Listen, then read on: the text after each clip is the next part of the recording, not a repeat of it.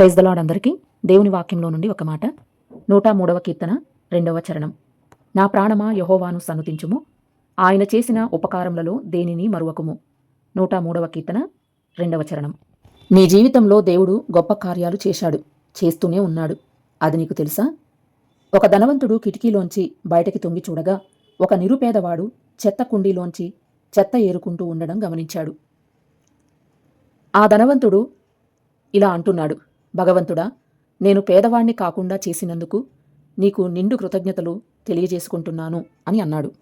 ఆ నిరుపేదవాడు చుట్టూ చూస్తూ ఉండగా నగ్నంగా ఒకడు వీధిలో పిచ్చి చేష్టలు చేస్తూ ఉండడం గమనించాడు. అప్పుడు అతడు, ఓ భగవంతుడా, నేను పిచ్చివాణ్ణి కాకుండా చేసినందుకు నీకు ఎంతో కృతజ్ఞతలు అని అన్నాడు. ఆ పిచ్చివాడు అలా ముందుకు చూస్తూ ఉండగా అంబులెన్స్లో ఒక రోగగ్రస్తుడిని తీసుకొని వెళ్లడం చూశాడు. అది గమనించిన ఆ వ్యక్తి, ఓ భగవంతుడా, నేను ఆ రోగగ్రస్తుడిని కాకుండా చేసినందుకు నీకు ఎంతో కృతజ్ఞతలు అని అన్నాడు. ఆ రోగి అలా చూస్తూ ఉండగా ట్రాలీలో ఒక శవాన్ని మార్చురీలోకి తీసుకొని పోవడాన్ని గమనించాడు. అది చూసిన ఆ వ్యక్తి, ఓ భగవంతుడా, నన్ను ఇంకా ప్రాణములతో ఉంచినందుకు నీకెంతో కృతజ్ఞతలు అని అన్నాడు. ఆ శవం మాత్రం భగవంతుడికి కృతజ్ఞతలు తెలియచేయలేదు. అందుకే పరిశుద్ధ గ్రంథంలో ఒక మాట వ్రాయబడి ఉంది, మన్ను నిన్ను స్తుతించలేదు, నీ సత్యమును గూర్చి అది వివరించలేదు.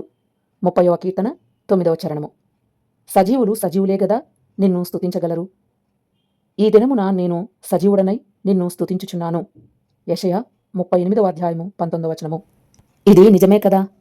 మన్ను దేవుని స్తుతించలేదు, శవం దేవుని స్తుతించలేదు. కానీ ఒక్క సజీవులు మాత్రమే దేవుణ్ణి స్తుతించగలరు. సజీవులు మాత్రమే దేవుణ్ణి ప్రచురించగలరు. ఈ మాటలు వింటున్న నా సహోదరి సహోదరులారా, ఈ లోకంలో ఎంతోమంది సరైన ఆహారం లేక, కరువుతో, తెగులుతో, అల్లాడుతూ, కలుషితమైన నీటితో ఇబ్బందులు పడుతూ ఉంటే, నీవు మాత్రం అన్ని సౌకర్యాలతో, సంతోషాలతో, ఆనందంతో అన్నీ అనుభవిస్తూ కూడా దేవుని మరచిపోయి, దేవునికి చెల్లించవలసిన కృతజ్ఞతలు చెల్లించక ఇష్టానుసారంగా జీవిస్తున్నావా? నీతోనే దేవుడు మాట్లాడుతూ ఉన్నాడు. ఈనాడు ఎంతోమంది స్కూల్కి, కాలేజీలకు వెళ్ళి చదువుకోవాలని ఆశ ఉన్నా చదివించేవాళ్ళు లేక, చదువుకునే ఆర్థిక స్తోమత లేక ఎంతోమంది అల్లాడిపోతూ ఉన్నారు. నీవు సౌకర్యవంతమైన స్కూల్, కాలేజీలో చదువుతున్నావు. ఈరోజు ఎంతోమంది పేదవారు వేసుకోవడానికి బట్టలు లేక ఉన్న వాటినే ఉతుక్కొని మళ్ళీ మళ్ళీ వాటిని వేసుకుంటున్నారు. నీవు మాత్రం రోజుకు ఖరీదైన బట్టలు వేసుకొని ఎంతో ఆనందాన్ని కలిగి ఉంటున్నావు. ఎంతోమంది ఈ రోజుకి పుట్టుకతోనే వీధులలో అనాథలుగా పడవేయబడుతూ ఉంటే, నీవు మాత్రం తల్లిదండ్రులను, తోడబుట్టిన సహోదరి సహోదరులను, స్నేహితులను, బంధువులను కలిగి ఉన్నావు. ఎంతోమంది బాగా చదువుకొని కూడా నిరుద్యోగులుగా తిరుగుతూ ఉంటే, నీవు మాత్రం మంచి ఉద్యోగం చేస్తూ, మంచి వ్యాపారం చేస్తూ, మంచి హోదా కలిగి ఉన్నావు. ఇలా చెప్పుకుంటూ పోతే ఎన్నో ఉన్నాయి. అందరికంటే, అన్నిటికంటే నీవు అనేక విషయాలలో వేరుగా ఉన్నావు.